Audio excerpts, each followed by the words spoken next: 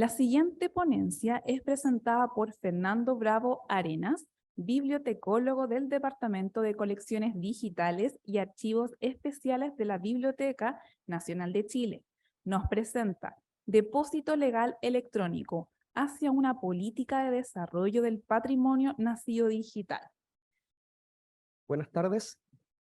Agradezco a nombre de toda la comunidad acá presente al equipo de CICIP por dar esta instancia de noveno ya congreso, que es de las mejores instancias que hay en el país al respecto.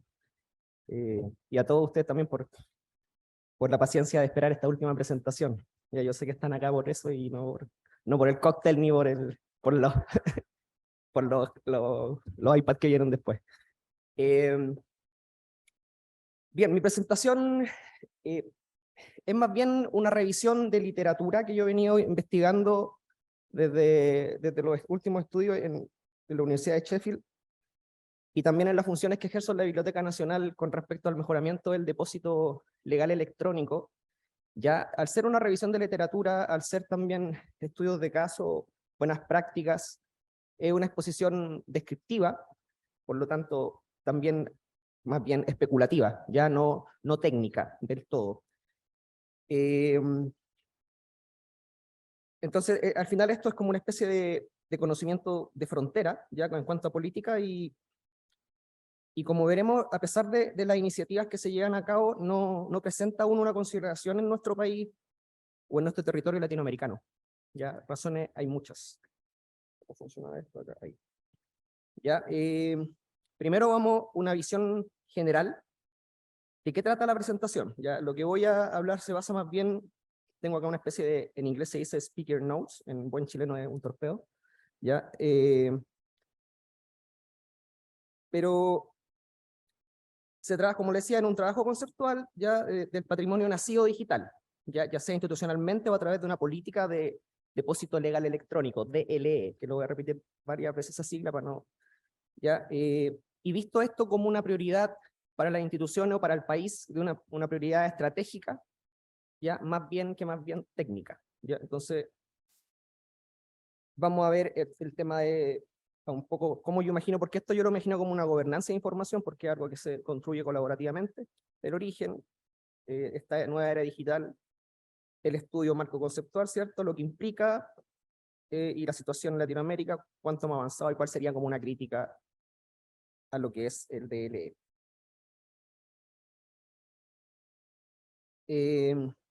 No van a actuar hoy por razones de tiempo el tema del libro electrónico, ¿cierto? Por los elementos, los atributos, definiciones, no, ya eso es algo muy técnico.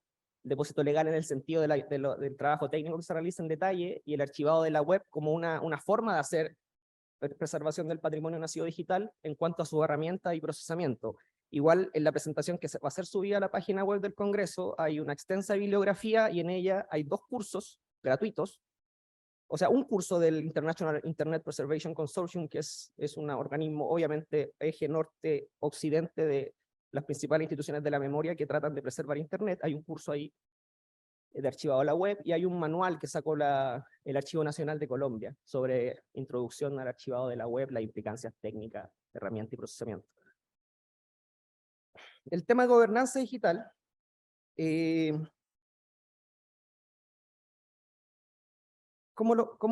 porque yo lo imagino como un ecosistema, si bien es un concepto que se maneja en la information management, ¿cierto? No tanto en la... Pero para mí, nosotros somos un ecosistema, todos trabajamos acá en biblioteca universitaria especializada, la Biblioteca Nacional. Si trabajamos colaborativamente, estamos construyendo un ecosistema de información digital, ¿ya? Y obviamente tenemos que estar siempre al tanto, actualizados de materias de protección de datos, de derecho de autor, de propiedad intelectual, de depósito legal. Nosotros, por ejemplo, desde el Estado. Son todas estas políticas que no necesariamente han existido en el Estado de Chile o en otros países, o que existen y están desactualizadas, o que se están actualizando. Conceptos como hoy en día se está trabajando muy bien la política de acceso abierto, que ustedes como universidades son expertas en ese sentido. Nosotros desde el Estado poco y nada sabemos de eso, no estamos en esa mesa sentados, ¿ya? La ley de archivo y gestión documental, que es el proyecto de modernización del Archivo Nacional, muy bueno de preservar toda la documentación digital que genera el Estado, ¿cierto? Para los que conocen bien ese proyecto, está muy bien documentado, El trabajo ha sido muy bien llevado adelante por profesionales excelentes de archivística, bibliotecología, etc. La ley de transformación digital, ni qué decir. Y bueno, se está elaborando, se supone que en este periodo del Plan Nacional del Libro y la Lectura y Biblioteca, se va a generar una ley de biblioteca, ¿ya? Otros conceptos como el tema de gestión de identificadores, portal de editores, sistema integrado de información editorial, son conceptos que, si yo hablara como una forma de auditor de gestión de calidad, en estos momentos serían como unas malas prácticas o unas no conformidades de nuestro sistema de gobernanza, porque la gestión de identificador en este país, por ejemplo, para los editores, la industria editorial está digregada en 3 o 4 instituciones, el ICBN por allá, el ICCN por acá, los derechos de autor por acá, la de depósito legal por allá, cuando en realidad, por ejemplo, en los países de avanzada existen portales de editores, y ni siquiera tan avanzados. Hoy en día ya los vecinos en Perú o en Colombia, en México ya con nuevas leyes, tienen portales de editores, donde ya las bibliotecas nacionales o las instituciones de la memoria tienen este sistema, que coayuda a la gobernanza digital de la información nacida, valga la redundancia, digitalmente. Otro concepto guía, ya, en la cual me quiero detener para posicionar el contexto en que se enmarca el DLE, es la hiperhistoria. ¿Ya? Es imposible guardarlo todo. Dice acá, si van sacando el texto. La memoria no se opone al olvido. ¿Ya? Cuando no guardamos todo, no es que estemos olvidando. La memoria es como un resultado entre la interacción de la supresión y la conservación. ¿Ya? Porque la restitución en el mundo digital de integral del pasado es imposible. Ya no, decía el filósofo búlgaro Todorov, dice acá, lo cito, la memoria siempre implica selección. ¿Ya? A la memoria de un computador le hace falta olvido. ¿Ya? Paradójicamente la memoria es olvido, olvido parcial, orientado, olvido indispensable. Entonces la colaboración entre las instituciones para la preservación digital de nuestra memoria como país, como instituciones, de lo que se produce nacido digital es indispensable. ¿Ya? Cito a otro filósofo, Habermas, cuando dice que el único bien social que al dividirse se multiplica es la cultura. Entonces, si las instituciones no trabajan colaborativamente o no se diseñan políticas de gobernanza del patrimonio o de la preservación digital, es imposible. Nosotros tenemos experiencia en eso, los profesionales de la información, a eso le llamamos política de desarrollo de colecciones. ¿Ya? Y en el mundo nacido web o nacido digital existen nuevos roles. ¿Ya? Existen nuevos roles de los profesionales de la información que va desde una evolución, por sobre todo las instituciones de la memoria, que va de guardianes de la memoria hacia curadores de Internet, en la infoesfera de la vida en línea, ¿ya? Y quieren más que nosotros, o nosotras, una profesión que es 70% femenina, conocemos a nivel de experto el valor informativo de los contenidos distribuidos y comprendemos su composición técnica, ¿ya? Entonces este filósofo, Luciano Floridi, el director del Instituto de Internet de Oxford, que ahora se fue a Yale, creo, entonces algo sabe el hombre, sostiene que vivimos en una era de la hiperhistoria, ¿ya? En la que el bienestar de los individuos y las sociedades depende por completo de las TICs, ¿ya? Estamos en un giro informacional, dice, y deberíamos considerarnos nosotros mismos como inforks, ¿ya? Nosotros ya no hacemos distinción entre lo digital y lo impreso, es más, vivimos en lo digital. Entonces esto es la infosfera, se funden los límites. Entonces la hiperhistoria, viene a decir acá, está ligada también a esta revolución de la información que hablaron otros conferencistas, unas ponencias, y qué pasa obviamente con la revolución en la forma en que se produce y se comunica la información, y hoy en día, que pasó obviamente por la imprenta, ¿cierto? Pasó después por la comunicación de masa, el ordenador digital, en los últimos 50 años del siglo pasado, y donde las bibliotecas se han ido adaptando y digitalizan sus colecciones, hacia una era del Internet, donde las colecciones nacen digitales. ¿Ya? Entonces, Internet viene a ser el papiro de nuestra era. ¿Ya? Y cuando nosotros, por ejemplo, me acuerdo la charla que dio un doctor que hubo sobre la evaluación de sitios web, y habla que Internet hace 30 años, la primera página web en Chile es del año 93. Pero resulta que esa página web existen las páginas web que se crearon en Chile en los últimos. Entonces, al final, esta laguna, este hoyo negro del universo es como un hoyo negro en nuestra memoria como sociedad, ¿ya? Si no hacemos nada. Nosotros no estamos haciendo nada todavía en Latinoamérica, ¿ya? Las empresas, por otro lado, las empresas de tecnología no viven más de 10 años. El otro día un artículo, las empresas en el mundo en general, de 1900 hacia atrás, existen muy pocas, ¿ya? Y la mayoría son universidades. Pero las empresas en realidad en el área tecnológica viven menos de 10 años y sin embargo nosotros le estamos confiando en ellas nuestra memoria, ¿ya? A Facebook, a Twitter, a Amazon. Yo no soy un experto en computer scientist, pero estoy especulando. Una memoria, un botón, una quiebra, Steve Jobs o el otro que, ¿cómo se llama? Y se acaba la memoria. Entonces, puede ser, estoy especulando, como digo. Entonces yo me imagino, no sé, pues en 50 años más llega alguien a la Biblioteca Nacional, ya sea virtualmente o presencialmente, y pregunta, quiero averiguar sobre el Fotolog y el MySpace que tenía mi abuelo Fernando. Yo tenía Fotolog y MySpace, ¿ya? Y no está, no existe. Entonces al final, lo mismo también con la política hoy en día, con los políticos hoy en día, todos sabemos que los políticos en todo el mundo tienen equipos de community managers y toda la política, la clictocracia y la tweetplomacía se guía a través y se toman decisiones políticos, sociales, económicas y que están registradas en la internet y que después se borran, ¿ya? Entonces, tiene una implicancia todo esto. Lo otro, ¿qué más? Bueno, la ciudadanía también tiene mucho que ver, obviamente, en la ciencia, que ustedes son más expertos en el tema de la ciencia ciudadana, por ejemplo, y todo en el fondo como la simple memoria personal digital que todos tenemos en nuestros archivos de Internet. Ya, entonces, todo esto implica, digamos, hablando como de filosofía de la información, el depósito legal electrónico, que no es solamente algo técnico. Ya pasando a lo...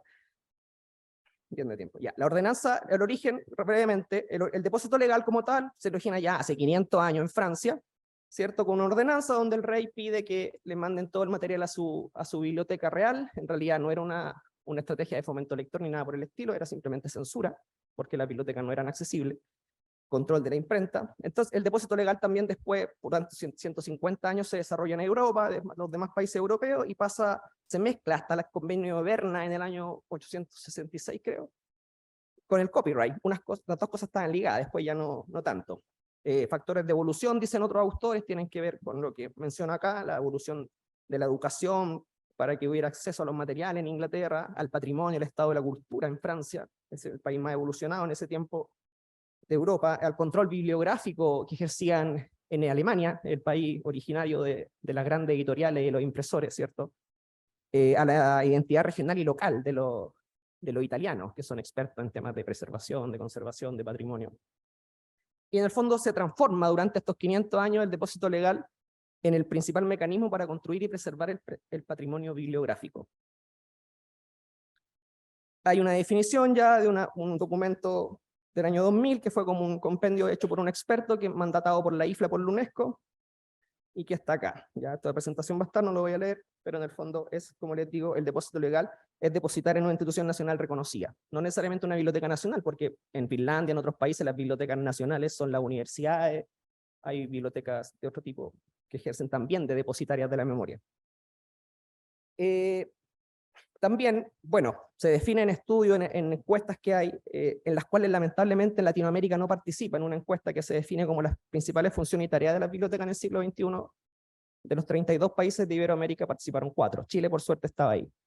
Pero como le digo, este tema es un tema de eje norte-occidente. Los casos de estudio y encuestas también son de esa área. Ya van a ver páginas web más adelante y cosas que van a poder... Declaraciones, ya como marco conceptual está obviamente la declaración 2000 que vieron de la IFLA, 2011 también una declaración sobre preservación digital, 2020 una lista de chequeo que se está creando y que mi idea es como aplicarla en las instituciones de la memoria, pero a mí no me va a pescar nadie, o sea, lo tengo que aplicar. La tengo que aplicar a través de CERLAL, a través de IFLALAC, a través de una institución donde se mandate que se llene esta lista de chequeo para saber la situación actual. Ahora, hace unos 3 meses atrás, la Biblioteca Nacional de España hizo una capacitación a Avinia, la red de bibliotecas nacionales, y asistieron. Y efectivamente pude comprobar que en realidad están todos en pañales. Chile, estamos avanzados, pero van a ver el avance que tenemos. Avinia tiene un grupo de trabajo, la IFLAC tiene uno, la investigación académica en el área para los que quieran, estudiantes que quieran hacer tesis de esto, no existe en Latinoamérica, siempre está como enfocado en el tema bibliográfico impreso y algunas cosas, levantamiento. Existe más del área del computer science en Brasil, donde se exploran políticas de archivado web y cosas por el estilo, pero no hay mayor. Ya aquí tenemos, por ejemplo, la legislación del depósito legal electrónico en el mundo, como les digo, eje norte-occidente, si bien aquí no aparecen otros países que ya legislaron al respecto, como Perú y México, leyes de bibliotecas, que todavía no tenemos nosotros, del año 2021. ¿Ya? Acá tenemos la evolución más o menos de iniciativas desde el año 96. Internet Archive, ¿conocen Internet Archive? La página de esta empresa privada norteamericana empieza también como en esa época, año 94. ¿Ya? Entonces ya varios años de evolución que llevamos atrasados en la región. Entonces, ¿qué implica aspectos regulatorios y legales? Como les decía, las leyes que ya se crearon en Chile. En Chile no tenemos una ley, la ley de depósito legal son ciertos artículos que van a ver más adelante y que están dentro de otra ley y que no dicen mucho. No, todo queda a la interpretación. No hay como una ley creada específicamente para el tema, con decretos especiales para implementarla, con un equipo técnico que haga seguimiento a esa ley, como se está haciendo con la ley de transformación digital, por ejemplo. ¿Ya? La implementación técnica, lo que se habla mucho acá yo no soy un computer scientist, pero la implementación técnica de los formatos, la implicancia, la metadatos, cómo se puede trabajar con toda esta información el día de mañana para la investigación científica con datos abiertos, porque la información nacida digital también tiene que cumplir con estándares, y en eso hay que trabajar en conjunto con las páginas web, por ejemplo, no sé, que tuvieran como ordenanza, que tuvieran estos estándares de preservación, pero al final eso queda como a libre albedrío de los que producen las páginas web, no hay como... Ya, el desarrollo de colecciones, ¿cómo rescatamos Internet? Pues si no se puede hacer todo, entonces tiene que ser como un enfoque exploratorio, selectivo de ciertos temas, o mixto, ¿cierto? No sé, nosotros no tenemos todavía una estrategia, vamos a preservar, por ejemplo, los Juegos Panamericanos que vienen en septiembre, que son como después de los Juegos Olímpicos lo más importante, y nunca se han hecho en Chile. No, probablemente no. Y muchas iniciativas e instancias que nosotros tenemos, pero no tenemos capacidad de... Ya la preservación digital en sí, en sí ya también es una estrategia de construcción de patrimonios digitales que tiene el MINCAP, el Ministerio de la Cultura, las Artes y el Patrimonio, que dice ahí en su memoria, pero yo no sé realmente de qué se trata. Ahora se me olvidó decir al principio que todo lo que yo estoy diciendo acá lo hago en el ejercicio libre de mi profesión y no tiene nada que ver con mi función en la Biblioteca Nacional, ni tampoco ni representan la opinión de la biblioteca, ni del ministerio, y menos del gobierno. ¿Ya? Decía, se me olvidó.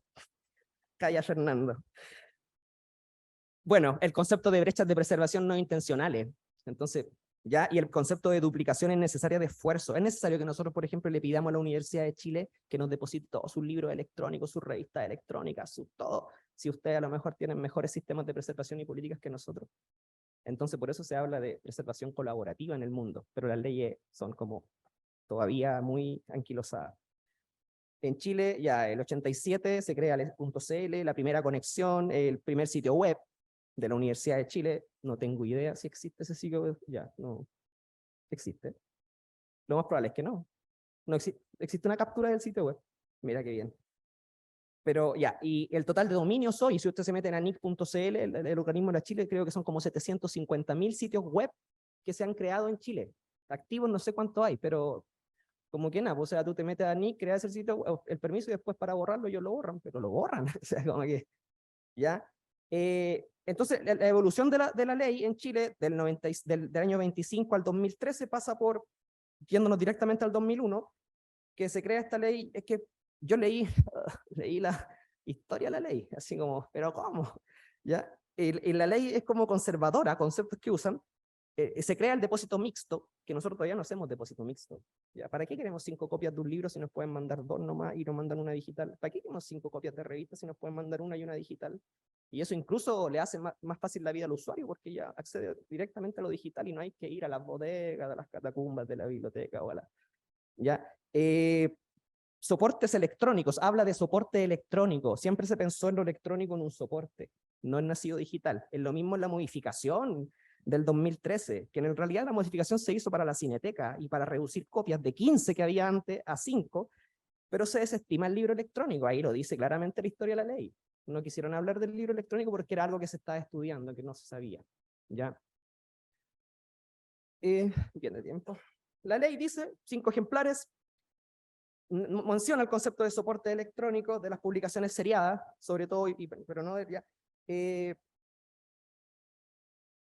Mire, en el cuarto punto, en el caso de las grabaciones sonoras, producción electrónica destinada a conversación, tales personas depositarían 2 ejemplares. Entonces, nunca se ha estado pensando en el mundo nacido digital, ¿ya? Que los organismos no pueden adquirir obras impresas o digitales que no hayan sido depositadas, pero aquí si tenemos la biblioteca pública digital, la biblioteca pública escolar y... Me van a matar. Ya, tenemos la ley de propiedad intelectual, y que, bueno, también ustedes usan mucho este artículo porque tiene que ver con la consulta solamente, siempre todo va a ser siempre respetando los derechos de autor y el acceso, pero el sistema nacional igual tiene, nosotros por ejemplo podemos perfectamente tener un sistema y esa consulta puede ser incluso desde las bibliotecas públicas en Rapa Nui, ¿ya? Y eso es maravilloso si nosotros llegamos a tener un sistema de preservación digital que dé esa posibilidad. Acá tenemos un ejemplo del archivo de la web chilena, ya, que en el fondo se trabaja y siempre se ha trabajado con medios de comunicación social, digamos los periódicos electrónicos, que son muchos medios de comunicación, el Mostrador, La Tercera, que ya ni llega impresa a las regiones. Todo eso se hace ya a través de FTP, un trabajo bien concienzudo, no ocupamos todavía inteligencia artificial ni ninguno de estos procesos avanzados que tienen las bibliotecas especializadas. El archivado de la web, ya el archivado de la web que se han hecho, el archivado de la web en el fondo es como una captura, un memento, se dice el concepto, de los sitios web, que cuando uno va al archivo refleja cómo se veían en ese tiempo, pero son capturas de temas específicos, selectivos, ¿ya? Elecciones, medios electrónicos, sitios del servicio, proceso constituyente, la radio Beethoven, y esos son los proyectos pilotos que han habido y que son creados por una empresa externa. Nosotros todavía no tenemos desarrollado el recurso humano para hacer ese trabajo. Entonces ahí hay lugar de estudio para las escuelas de bibliotecología o otro. Entonces hay muchos formatos, libro electrónico. Vamos a empezar a trabajar con libro electrónico. Hay como 18.000 libros electrónicos identificados a través del ICBN, perdón. Vamos a empezar a trabajar con LOM, ¿ya? Revistas, mapas, publicaciones gubernamentales, redes sociales. Mira, ahí hay un Galean.cl, una iniciativa de la Universidad de Chile, captura de Twitter, ¿ya? Sitios web, formato emergente, literatura interactiva, narrativa, ¿ya? Software, videojuegos, la industria del videojuego en Chile es muy buena a nivel latinoamericano y sin embargo no tenemos... Ahora, todo eso uno dice, pero también es difícil hacerlo, ¿ya? La literatura gris. Acá un ejemplo práctico de la British Library, donde he tenido la fortuna de ir a cursar pasantía y cosas por el estilo, y dice claramente ahí que ya el 50% de la colección de la British Library nacía digital. Y la British Library, estoy hablando de una institución que tiene 1.600 funcionarios y que tiene 5 veces más presupuesto que el Ministerio de la Cultura en conjunto en Chile. Entonces, 170 millones de ítems. Después tenemos acá, por ejemplo, un cuadro, casi 10.000 ebooks en Chile, solamente en el periodo del 2015 al 2021, que es cuando se ha desarrollado la industria. Antes de eso, antes de la biblioteca pública digital no había industria del ebook en Chile, ya entonces como que se empezó a desarrollar. Y hoy en día la producción solamente de ebook es del 25% de la producción nacional. En otra área puede ser superior a las publicaciones periódicas y seriadas. Conclusiones, las conclusiones: amamos las bibliotecas, pero vivimos en la web. Esa es una frase que leí en un reporte que le hicieron a los estudiantes universitarios en Inglaterra. Esa foto que ven ahí es de la Universidad de Sheffield, la biblioteca Diamond Library. No hay libro en esa biblioteca. No me gusta a mí, pero tenía que ir. Y al final trabajaba en las bases de datos, computador, escritorio, pero no hay una biblioteca del año 2017, 18, mucho más grande de lo que ustedes ven ahí. Entonces los estudiantes allá decían, amamos, ese concepto me quedó grabado. ¿No? Amamos las bibliotecas, pero vivimos en la web. Pasan llenas en todo caso las bibliotecas estas. Ya, lo que hablaba antes, el desarrollo de colección y preservación digital patrimonial colaborativa. Yo aquí en realidad vine como a venderle un producto, como pedir ayuda. Estoy viendo trabajo en EDSCON y cosas por el estilo, pero en el fondo vengo a eso. El día de mañana les voy a molestar y les voy a decir, hagamos convenios de preservación, o cumplan ustedes como la ponente anterior, que como una especie de estándar de preservación. Sí, que me dan permiso, las leyes.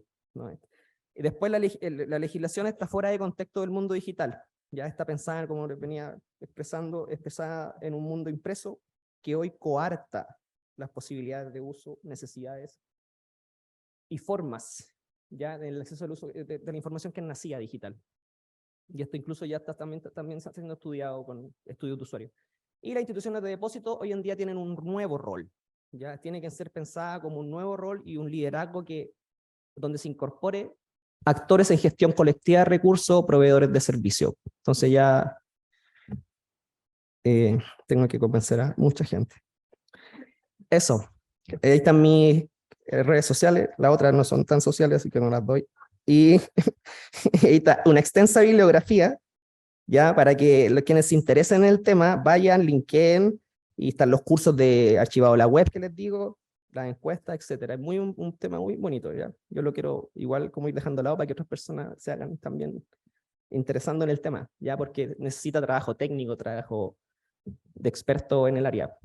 Eso, muchas gracias.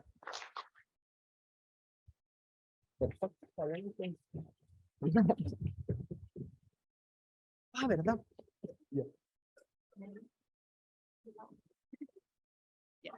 Agradecemos la presentación de Fernando Bravo Arenas. Tenemos tiempo para 2 preguntas del público.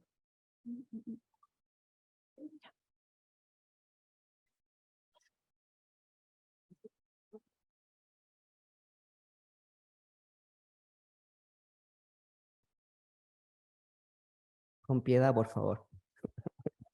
No, oye, me encantó tu presentación, muchas gracias por ella. Te quería primero comentar que esa página web que tú mencionaste de la Universidad de Chile, en efecto ya no existe. No sé si se almacenó, pero creo que se podría... Esa era nuestro incunable. Sí, no existe. Sí hay mucha captura de pantalla. Yo creo que tengo varias, de esa y de los medios de comunicación pioneros en Chile también. Creo que tengo por ahí una presentación con capturas de pantalla de eso. Pero te quería preguntar otra cosa. Tú mencionaste un concepto del olvido, que me parece muy interesante para construir una memoria digital. En el caso de los soportes digitales, en los cuales, en el caso del soporte digital, que aparentemente no hay tanto límite de almacenamiento. Sabemos que existe, de hecho, cada cierto tiempo, cuando se externaliza el servicio de almacenamiento, sufrimos si es que nos rebajan esas cuotas, pero aparentemente no lo hay, o es cada vez más barato. ¿Cuál sería la razón de tener que olvidar o seleccionar qué se va a preservar si es que no hay ese límite de almacenamiento? Porque finalmente tú no sabes cuál es el uso que se le pueda dar a futuro y lo que puede ser interesante para algunos investigadores, a lo mejor no es tan interesante para otros. ¿Cómo se seleccionan? ¿Cuál es el criterio para seleccionar qué se va a preservar en cuanto a la web? Criterios, mira, hay ejemplos, podemos poner en comunicación después porque me gustó mucho su presentación igual. Entonces, yo no sabría decir si criterios, pero sí hay buenas prácticas. Si uno revisa los archivos web de Inglaterra, de España, de Dinamarca, de los Países Bajos, de Francia, tienen tipos de colecciones por temáticas, por área, etcétera, ¿ya? Porque es imposible preservarlo todo. Eso está claro en este mundo de las organizaciones que hacen este trabajo, ¿ya? Y a lo que voy yo, ¿cuáles las razones? Es que es imposible. Es imposible, esa es la razón. No hay capacidad. Incluso pensando ecológicamente, la industria de los data centers contaminan más que los aviones. Entonces no se puede, y yo más que nada la presentación les toco que es una oportunidad para la profesión también, que somos expertos en desarrollo de colecciones, ¿ya? Entonces en el fondo tenemos que, con nuestra expertise como profesionales y en el desarrollo de colecciones, aportar a la fundamentación para buscar la respuesta a esa pregunta, del por qué se selecciona esto y no otro.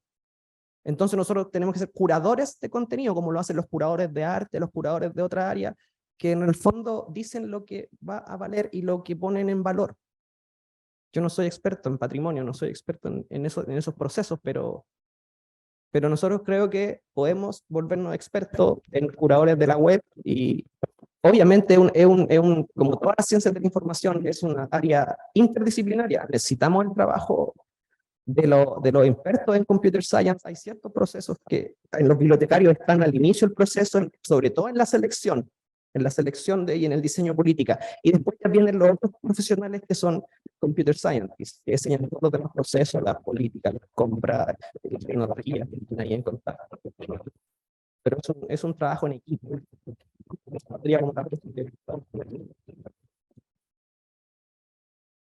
Hola, Fernando. ¿Dónde? Ah, ya, hola. Yo, Ivonne, quiero más que hacerte una pregunta, quizás comentar, porque de partida me encantó tu presentación porque me siento interpretada y yo creo que muchos colegas aquí presentes se sienten tan interpretados como yo en este tema, porque siempre el tema de la preservación digital o la preservación electrónica creo que es fundamental porque es parte de la memoria. Es así como los libros uno los guarda en la Biblioteca Nacional y respalda y los mantiene, diríamos, para que futuros chilenos puedan leerlos, ¿cierto? Yo creo que los sitios web, por ejemplo, y especialmente los del gobierno, y también de las universidades, son fundamentales porque es parte de la historia. Yo estoy recordando, por ejemplo, del Ministerio de Educación, que de repente saca libros sobre currículum, saca todos sus programas curriculares para distintas áreas, y pasa un tiempo y desaparecen. O el MOP, por ejemplo, pone normas, estándares importantes para todos los ciudadanos y especialmente para las empresas que construyen o diseñan, etcétera, y de repente no existen porque son documentos digitales.